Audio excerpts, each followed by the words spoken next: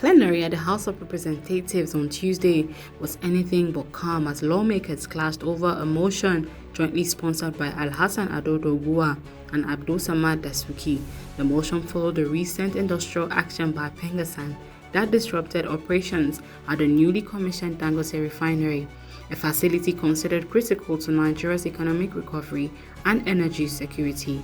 Presenting the motion, Honorable Doguwa described the refinery as a strategic national asset, warning that the 3-day strike led to the loss of about 200,000 barrels of crude oil daily.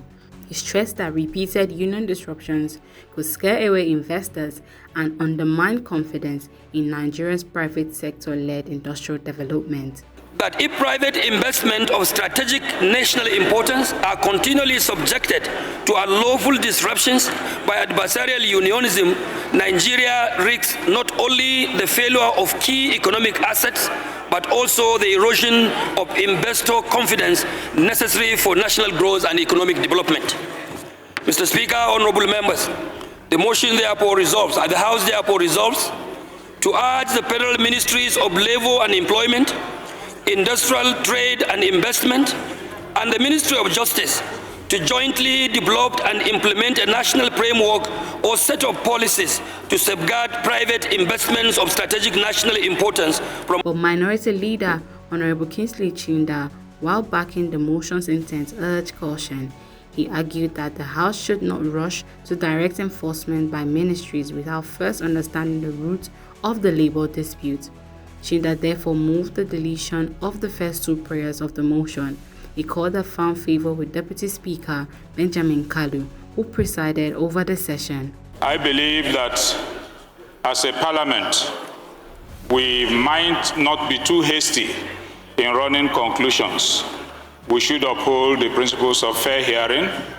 If the labor union took a decision that we think and feel is contrary to laws of the land, and again, the executive arm of government perhaps also flouted the statutes as expounded by our colleague here who took the motion, I will pray and urge this House that yes, we make haste slowly.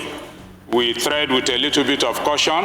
Let the relevant committees of the House call all the parties and sit over this, look at it, and come back with recommendations to us to confirm and affirm that all aspects of that law has been breached and suggest solutions to this problem. Working thoroughly on the matter, Mr. Speaker, I think we have done that.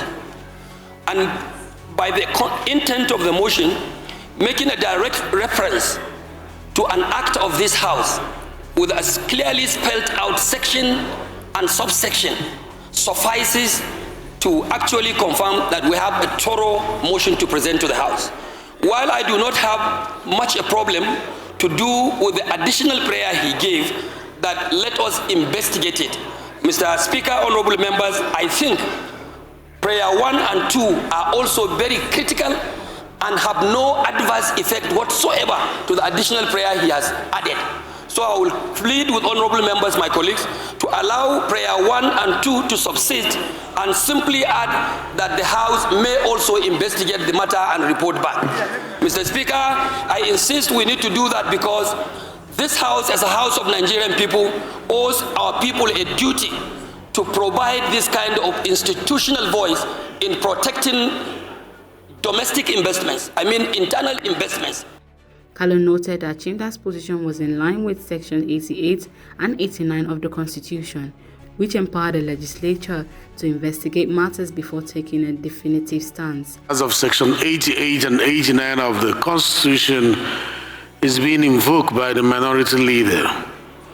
And they're saying that it is not good to take a position without first carrying out the function as outlined by 88 and 89.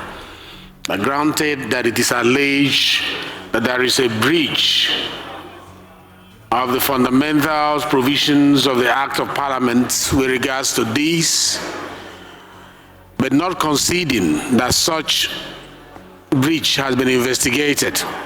To take a position without investigation might be an exercise not on the side of partem. I think it's a Latin word. It's let both parties be heard. However, the debate took a new turn when Honorable Amadou Jaha proposed an alternative path, suggesting that leadership of the House, led by Speaker Tajuddin Abbas, directly intervene and mediate between the Dangote Group and PENGASSAN through dialogue and alternative dispute resolution mechanisms. His proposal drew widespread applause and ultimately shifted the tone of the discussion. Lawmakers voted overwhelmingly in support of Jaha's amendment. Mr. Speaker, I must recommend the leader, he said the immediate past leader of the House, and my honorable colleagues from Sokoto, the PDP man who remain in Sokoto. They have done a wonderful job. With that decision, the House stepped back from compelling ministries to act and instead resolved that Speaker Tajuddin Abbas and the leadership team should immediately engage both parties to ensure an amicable settlement of the Dangote-PENGASSAN dispute.